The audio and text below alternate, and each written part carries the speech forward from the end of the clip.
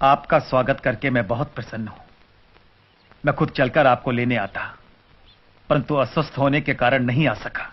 इतने वर्षों बाद आपसे भेंट करके मुझे भी अच्छा लग रहा है। लंदन में मिले थे, वो दशहरे का दिन था। हाँ, तब वहां इंडिया हाउस में भी आपके स्वागत का सुअवसर प्राप्त हुआ था। बहुत समय बीत गया। आपने रत्नागिरी में हरिजन उद्धार का जो काम किया वो बहुत प्रशंसनीय है। हरिजन? हाँ, मेरे विचार से शूद्र शब्द का इस्तेमाल हमें नहीं करना चाहिए। उसकी जगह हरिजन कहना ठीक है। हरिजन तो हम सभी हैं।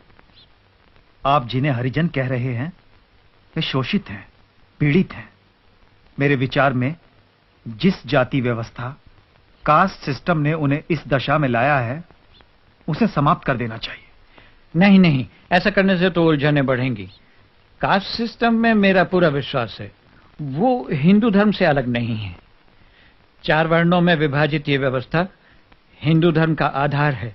वो नेचुरल है और जरूरी भी। छुआछूत इसके कारण पैदा नहीं हुई। वो तो हिंदू धर्म के माथे का कलंक है, उसका अंग नहीं। अगर वो हिंदू धर्म का अंग नहीं तो कलंक कैसे बन गई? छुआछूत को समाप्त करने का एक ही रास्ता है, कास्ट सिस्टम को मिटा दिया जाए। कास्ट सिस्टम में महान शक्ति छिपी हुई है। इसके कारण हिंदू धर्म बिखरने से बच गया है। बच नहीं गया है महात्मा जी। कास्ट सिस्टम के कारण हमारा धर्म, हमारा समाज समाप्त होने के निकट पहुंच गया है।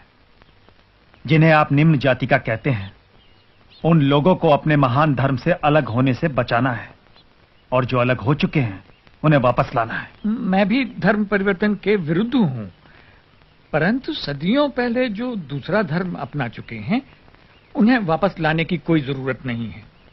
उन्हें वापस आना भी नहीं चाहिए। सोच समझकर, भले बुरे का विचार करके अगर कोई व्यक्ति हिंदुत्व को अपनाना चाहे तो उसे वापस अपने मूल धर्म में आने की स्वतंत्रता क्यों न दी जाए। हमारे धर्म के लोग कुछ ऐसी परिस्थितियों में घिर गए हैं कि दूसरे धर्मों के अनुयायी उन्हें अपने बराबर आने का लालच देकर धर्म परिवर्तन पर मजबूर कर देते हैं। इसीलिए मैं कहता हूं, जिन प्रथाओं ने हमारे बीच ऊंच नीच का भाव लाया है, अब उनका कोई उपयोग नहीं है। मैंने उनके पुतले जला दिए हैं। इस प्रकार तो हिंसा बढ़ेगी। यह हिंसा नहीं, संघर्ष है। संघर्ष और क्रांति से नई उपयोगी व्यवस्था का जन्म होगा। आप भी तो स्वतंत्रता प्राप्ति के लिए संघर्ष कर रहे हैं, क्या उसकी कोई सार्थकता नहीं? मेरा आग्रह इस बात पर है कि आजादी उचित और नैतिक साधनों से प्राप्त हो। लोग अहिंसा के मार्ग पर चलें। इतने विशाल देश को स्वाधीन कराना है।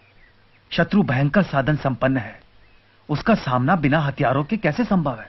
शत्रु के पास इतने ज्यादा हथियार हैं कि हम अपने थोड़े से हथियार लेकर उनके साथ बिल्कुल लड़ाई नहीं लड़ सकते। और फिर केवल इसी कारण मैं अहिंसा के मार्ग पर नहीं चल रहा। मेरा विश्वास है कि अहिंसा पूर्वक बर्ताव करने से हिंसक मनुष्य का हृदय परिवर्तन होगा। यदि एक गाल पर तमाचा खाने के बाद हम दूसरा गाल पेश करेंगे तो हमें दूसरे तमाचे के स्थान पर स्नेह मिलेगा। आपकी बात मनुष्यों के संबंध में सच हो सकती है, परंतु राक्षसों और पशुओं से ऐसी अपेक्षा नहीं की जा सकती। जिन हत्यारों ने जलियांवाला बाग में सैकड़ों निर्दोष निरपराध लोगों को गोलियों से भून डाला, उन्हें दूसरा अवसर नहीं दिया जा सकता। श्री कृष्ण को अंत में कंस और शिशुपाल का वध करना ही पड़ा। देश की रक्षा के लिए सेनाएं तो चाहिए। संपूर्ण अहिंसा का लक्ष्य असंभव है।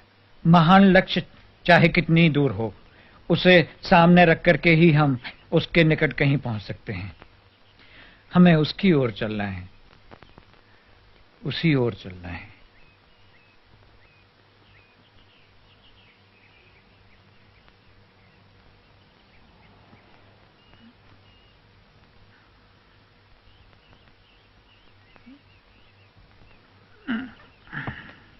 मुझे लगता है हम कई बातों में एक दूसरे से सहमत नहीं हैं, परंतु सावरकर, मुझे इतना अधिकार तो है कि अहिंसा का प्रयोग करूं।